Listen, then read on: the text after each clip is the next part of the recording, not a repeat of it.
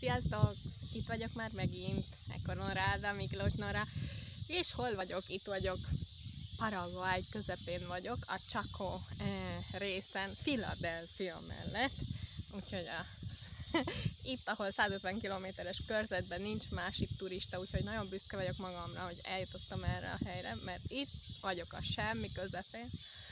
De ezt a videót most azért csináltam, hogy elmeséljek egy olyan videót, amit még az Amazonasi workshopon csináltam az ott megismert Márival, egy brazil csajjal, akinek jó kis Instagram profiljai vannak, és nagyon eko-tudatos. Úgyhogy vele elkezdtünk beszélgetni, és mikor megismertük egymást, ő megkérdezte, hogy ez az önkénteskedés, amit én csinálok, és ez az egész utazás, amiben vagyok, az azért van, hogy így csökkentsem a negatív hatást, vagy a negatív carbon footprintemet, vagy a negatív környezeti benyomásomat, és ott végül is azt válaszoltam neki, hogy nem, ez azért van, hogy pozitív legyen az egész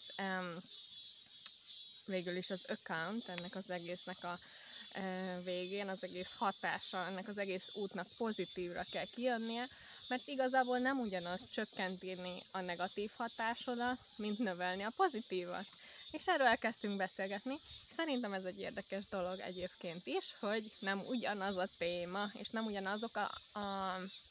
ugyanazok az akciók, vagy nem ugyanazokat a dolgokat kell csinálnod, hogyha csökkenteni akarod a negatív hatásodat, mint hogyha a pozitív hatást szeretnél gerjeszteni. Úgyhogy ebben a videóban most elmesélem, hogy mik is ez a negatív hatások, és hogyan tudjuk legkönnyebben csökkenteni.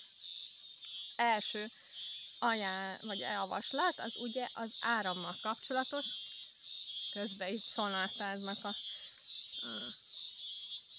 mindenféle állatok. Na, szóval egyes pont az áram téma. Az áramot még mindig földgázból vagy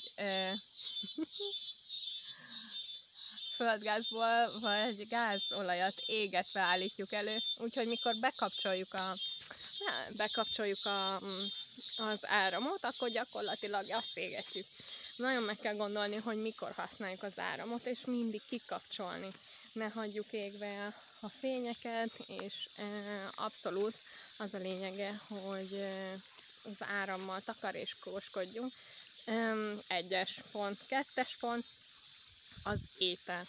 Hogy mennyit veszel, csak azokat vásárolod meg, amit tudod, hogy meg tudsz enni, mert gyakorlatilag az összes termésnek, vagy az összes ételnek, amit termelünk, annak csak az 1/3 tesszük, meg 2/3 kidobjuk, úgyhogy ez nagyon nagy pazarlás.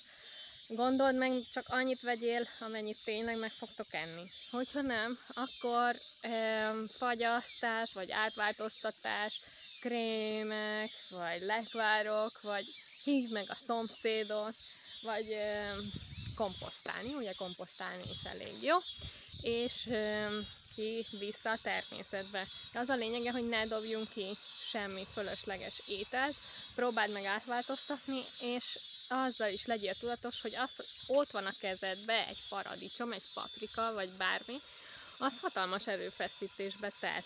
A víz, az emberi munka, ami benne van mögötte, az, hogy ezt elszállították oda, ahol te vagy, az, hogy maga az a növény megteremtette ezt a gyümölcsöt, vagy gyökeret, vagy bármi, amit részét éppen eszed, hatalmas erőfeszítés környezetileg is, emberileg is, és energiával is.